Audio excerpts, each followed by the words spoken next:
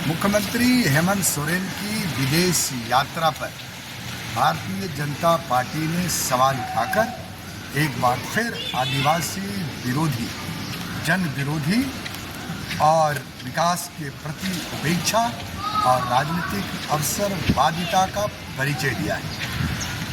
भाजपा को यह बताना चाहिए प्रधानमंत्री की 151 विदेशों की यात्रा क्या करोड़ों अरबों के निवेश लेकर आई है।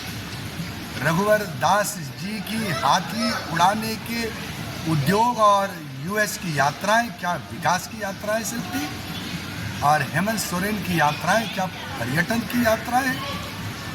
सैकड़ों एमओयू एक भी धरातल पर नहीं उतारने वाली भारतीय जनता पार्टी की आज एक आदिवासी मुख्यमंत्री की विजनरी सोच की जलन है, अंदर में कुंठा है, पीड़ा प्रदर्शित हो रही। जहाँ तक स्वीडन और स्पेन की बात है तो इन्हें मालूम होना चाहिए कि स्वीडन और स्पेन जैसे देश विज्ञान, तकनीक, क्लीन एनर्जी, स्मार्ट इंफ्रास्ट्रक्चर और डिजिटल इनोवेशन में विश्व के अग्रणी देश हैं। इन देशों से सीखना, वहाँ से निवेश लाना और झारखंड को ग्लोबल इन्वेस्टमेंट मैप पर लाना अगर मुख्यमंत्री कर रहे हैं तो इसमें भाजपा को क्या तकलीफ। स्वीडन और भारत के संबंध 1948 से ही मजबूत रहे। भारतीय उद्योग जैसे टाटा, महिंद्रा, इन्फोसिस, विप्रो आदि स्वीडन में मौजूद हैं।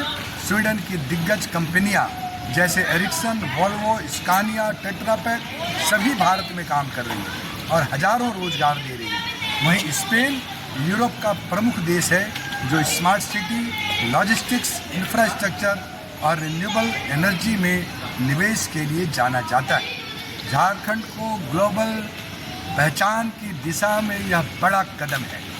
खासकर जो हमारी झारखंड के अंदर में जो खनिज संपदा है उसके साथ जोड़ना, मैं समझता हूँ कि ये एक मील का पत्थर साबित होगा। और ये लगता है कि भारतीय जनता पार्टी को ये रास नहीं आ रहा है, क्योंकि एक आदिवासी मुख्यमंत्री की सोच सामने आ रही है। इसलिए भारतीय जनता पार्टी के स्वीडन और स्पेन पर उठाए गए सवाल के पहले इन्हें अपने नेताओं को, खासकर प्रधानमंत्री जी की विदेश यात्रा, जिस ट्रंप ने हमारे लोगों को हथकड़ियाँ लगा कर भेजा है, जिस चीन ने हमारे अंदर घुसा है, इसको देखना चाहिए। हेमंत सोरेन की विदेश यात्रा न सिर्फ सफलीभूत होगी बल्कि स्वीडन, स्पेन के साथ भारत के गहरे रिश्ते भी काम